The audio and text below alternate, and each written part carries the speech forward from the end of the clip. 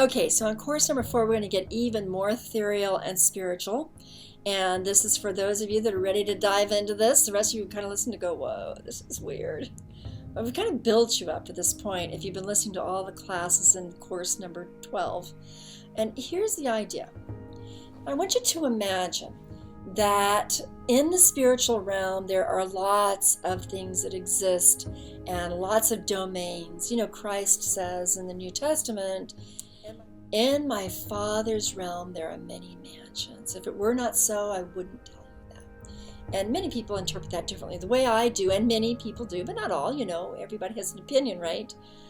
Is that Christ was saying there are so many ways that you can experience and explore the spiritual domains you have no idea. And you're having this human experience, and there's so many ways of having a human experience that you can't even count them.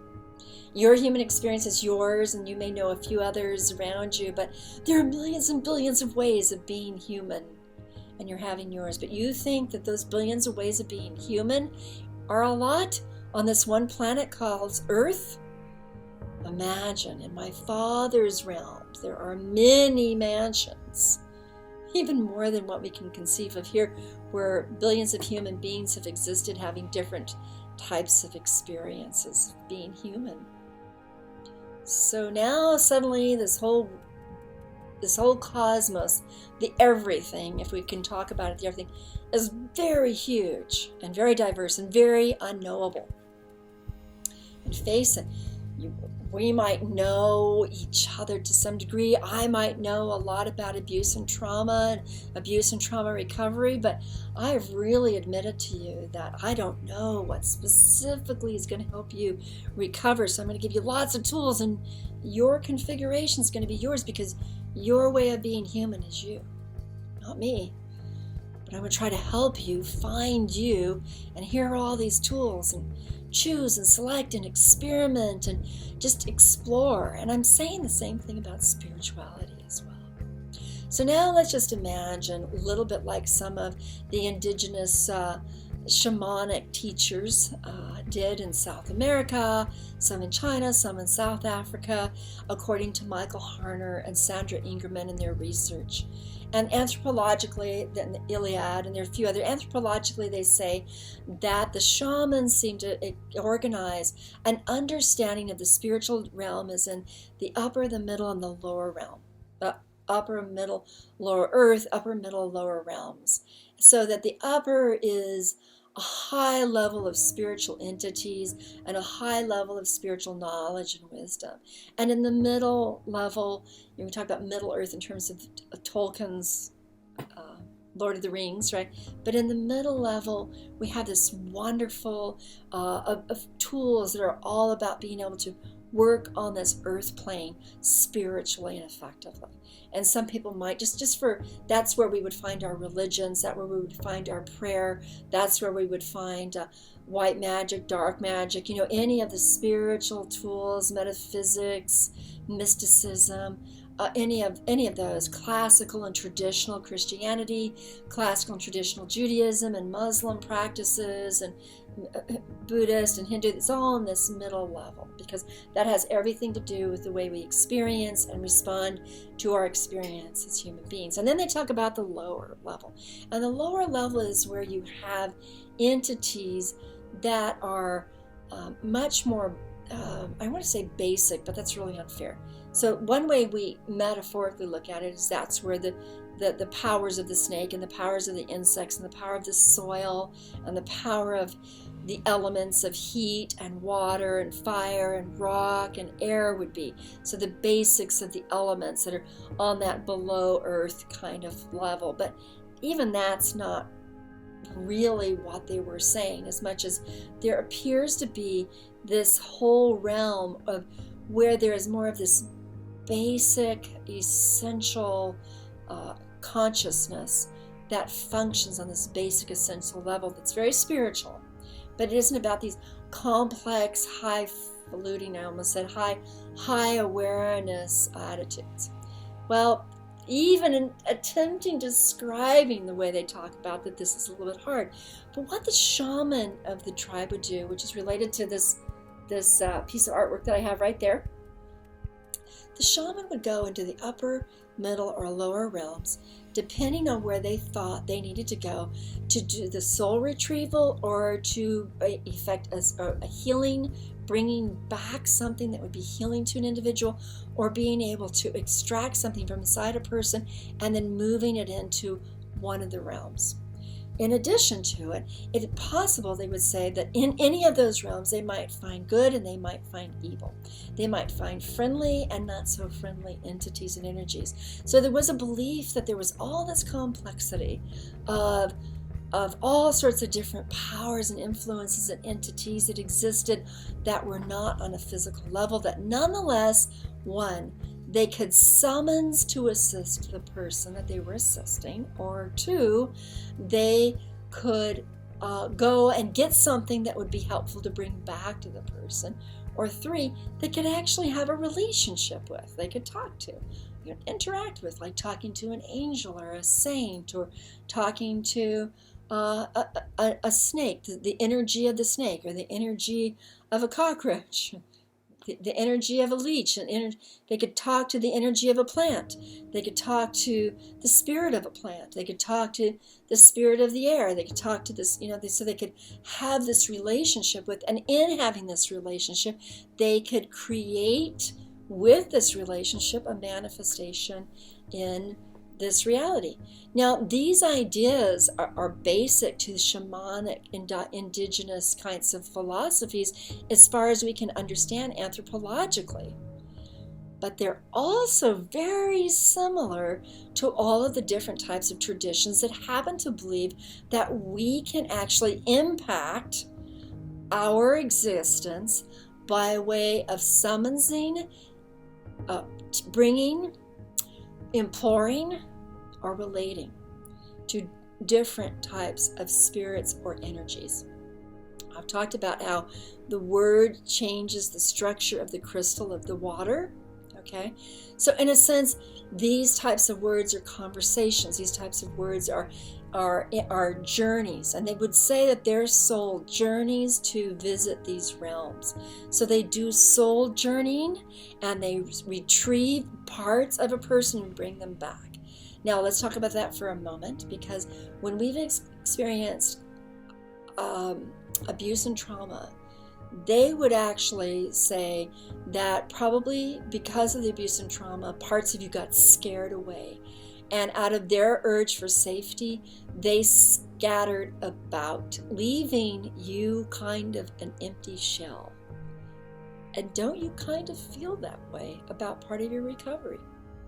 So what they would do is they would go on these journeys and they would retrieve parts of your soul, assuring several things. That part of the soul was ready to be retrieved. Two, that you were ready to receive the soul and take good care of that part of you. So you have to be up to taking care of and integrating that part of you as well. And that your community and what you would do from that soul retrieval experience on forward would cultivate that integration of that part of that soul back into the new you, because you would be renewed, because that part would have scattered away. You would have gone through the trauma. That part would have come back to a traumatized shelter called your body, come back to having to help you heal, but having to help you also come back to being the whole of who you are. And these shamanic soul retrievals are actually incredibly powerful. I really love doing them with individuals. I do it by way of hypnosis, by drum circles, by meditation, by the shamanic tools that I have been taught. I do it by helping people do it on their own behalf to a degree that's effective. There's so many ways of being able to bring back these sides of you when you're ready, and then to work them in therapy to bring them back into integrating yourself to be more whole. So, soul extraction is also very important, because when we have been abused and traumatized, it's as if someone has maybe sexually, literally infiltrated into us intrusively and broken off a part of who they are and left it inside of us. Like like a weapons metal, or like a bullet left inside of us, or like semen left inside of us, or like their words left inside of us, so that we are intruded upon, and there still feels like there's a presence, like a possession, if we were talking about on that level, like being possessed. And so the shaman does the process of extracting, pulling out that part that is an intrusion in who you are, until it feels like it's actually pulled out in full. And then they do a process of actually depositing it so that it doesn't come back. This isn't too different than when Christ extracted the evil spirits from a suffering person and put it in a whole bunch of pigs, and the whole bunch of pigs ran over the cliff and killed themselves as a way of killing the entity that Christ had put in the pigs. That's in the New Testament, folks. So if Christianity is your point of reference in spirituality, there it is, right there. That is soul extraction. That's soul extraction. When the person's blindness is healed by putting mud on the eyes, that's a healing process. That's using the healing properties of the earth. That would be a lower realm process the shamans would use. So this is number 3, where they would take the healing properties of plants or the earth or the spirit and apply the healing energy of those elements into you, so that you could absorb that healing energy and your body could be refreshed, renewed, and healed. And that would be the third way the shamans would create a healing transformation. So I want you to consider that you could think of what I'm saying metaphorically, and it would still have tremendous impact on you. Because remember, words are powerful. Imagination is powerful. The way you clearly create and visualization is powerful. So all of this could be on the level of that power alone, like I talked in a previous class. But on a level that you may actually be affecting a spiritual transformation that on a spiritual level has a physical manifestation, that's the level I'd like you to also consider this on as well. Now, I've mentioned it in terms of shamanism, but we find that every single faith on this planet that has anything to do with good entities, bad entities, good energies, bad energies, and the presence of spiritual beings. So that would be Christianity, some aspects of Judaism, not all, some aspects of Hinduism for sure, but not in every practice, a few aspects of Buddhism that's really been kind of more infiltrated into Hinduism for sure, but not as much, because there's a real kind of a belief in kind of a pantheism or agnosticism or atheism even in the Buddhist good living. But it does exist on some level.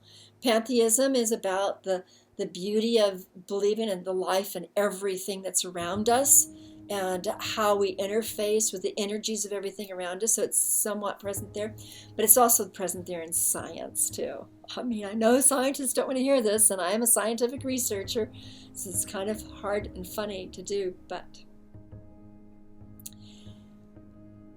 we give you medicine, which has been created from the earth more often than not in order to heal your body. And we're more applying that third shamanic tradition than any other in the pharmaceutical approach. But we also do surgery. We extract cancer, right? We get rid of it, we cut it out. We extract the gallbladder when it has things in it that are going to stop us from working well. We extract things. But we also take things and bring it to us. Like we try to build the immune system. We try to build the immune system by giving something that we've lost. We could talk about giving something that we've lost in terms of nutrition, or in terms of air, or in terms of, but we bring back something essential to our life force. And scientific medicine doesn't want to necessarily think about this on a spiritual level, but there's the metaphor there as well. So I just want you to think about and experience your own recovery in terms of the possibility of what it would be like for you to actually consider shamanic processing of extraction, soul extraction. Something's been intruded in you that gets taken out, extracted. Soul retrieval, where parts of you that were lost during horrible trauma is brought back in you, and then you work the integration of that.